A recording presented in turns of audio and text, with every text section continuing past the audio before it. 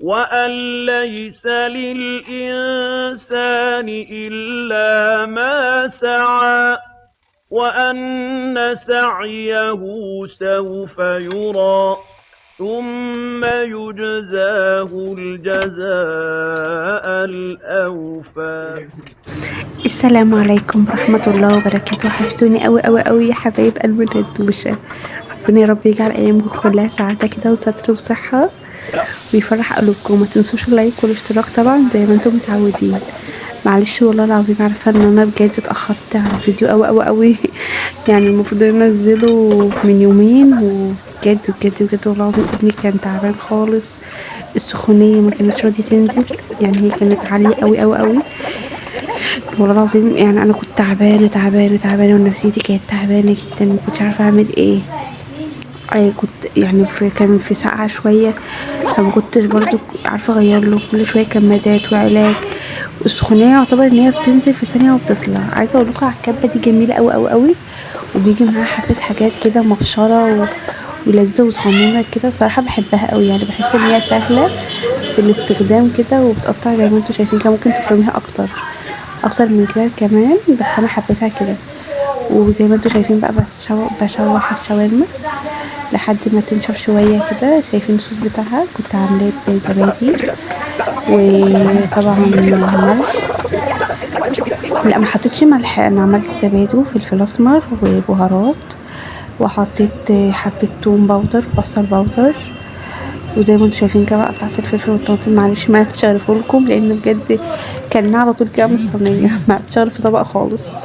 وعملت بقى الطحينه زي ما انتوا عارفين. بعمل الطحينه زي بقى بجيب طحينه جاهزه. صراحه ما بحبش بتاعه البيت، بجيبها جاهزه وبقوم حاطه عليها تلجايه وحبه خل وعصره ليمون وحبه شطه ناشفين وحبه ملح، وتقومي حطها بميه سخنه شويه وتقومي مقلبه. بتبقى تحفه وعلى السمك اللي انت عايزه. انا بحبها تقيله شويه.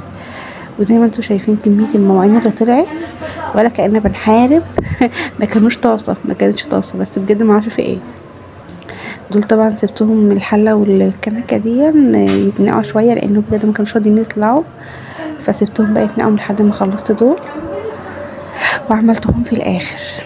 زي ما بقول لكم بقى صلاة العشاء ربنا يا رب يجعلها فتحة خير علينا وعليكم يا رب ويسعدكم وينور لكم حياتكم يا رب ويبارك لكم في صحتكم وفي عيالكم ويشفيكم كل مريض يا رب.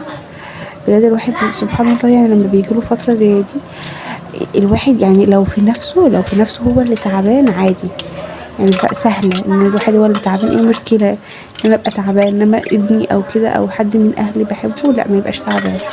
كنت عايزة اقول لكم على الكرافات الخبز اللي حلوة قوي. الليفة دي بقى تحفة تحفة تحفة بجد العظيم. بقى لي فترة بستخدمها برضه. كنت بتتعكي متتعكيش قوي عشان الزجاج اصلا بيبقى مش مخففة عليه يعني. حلو قوي. بتبقى جاية حوالي 5 مع بعض كده بأي حاجة تزال أي حاجة من دي بتبقى حلوة. إنما الشركة الحمرا اللي انتوا شايفينها دي عادي بقى للسلك لصواني لأطباق لمعالق الكلام ده كله تمام شغالة معاكي. بس كنت عايزة بقى أتكلم معاكم، يعني أتمنى كل اللي يشوف الفيديو يدعيلي دعوتين حلوين يدعي ابني يا رب ربنا يشفيهولي ويبارك لي فيه ويبارك لكم في أولادكم ويجعلها خف كده وصحة عليكم وعلينا يا حبايب قلبي.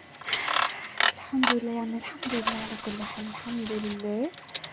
بس كنت زي ما انتوا شايفين بقى زي ما انتوا شايفين البتاع اللي انا مركباه لسه في الحنفيه الجديده دي بجد حلوه قوي بتوسع كده جميله عجباني قوي الصراحه. لسه جايباها يعني ركبتها لسه مركباها يعني يعتبر مركباها في الحنفيه جميله قوي زي ما انتوا شايفين بقى. قعدت انضف بقى المطبخ البوتاجاز. طبعا البوتاجاز ده اللي بيتنضف 5 مرات في اليوم ما بيكونش على نظافه. والمرايه طبعا عشان لازم تتنضف وما تبقى مجليطه. البتاعه دي حلوه قوي اللي هي المساحه بتاعه المرايه دي جميله قوي زي ما انتوا شايفين كده في ثانيه كده. وهنا قعدت امسح بالفوطه. اهم حاجه بقى عشان تحسي ان البوتاجاز بيلمع ويبقى حلو. بعد القماشه اللي انت تمسحي بيها مش هي اللي تنشفي بيها. يعني دلوقتي هي مسحت هي بالفوطه دي. بعد ما خلصت مسحت بقماشه تانية خالص خلت كده البوتاجاز يلمع وكان زي الفل الصراحه كان حلو قوي. اه زي ما انتم شايفين كده هو ما شاء الله اصلا بيلمع يعني اصلا يعني انا اصلا مش بستخدمه كتير البوتاجاز يعني يعتبر عايشه عند حماتي تحت. الفيديو خلص بسرعه قوي وانا بجد ما عرفتش ارغي معاكم كتير. هعمل فيديو تاني ونرغي سوا ونتكلم مع بعض. باي باي.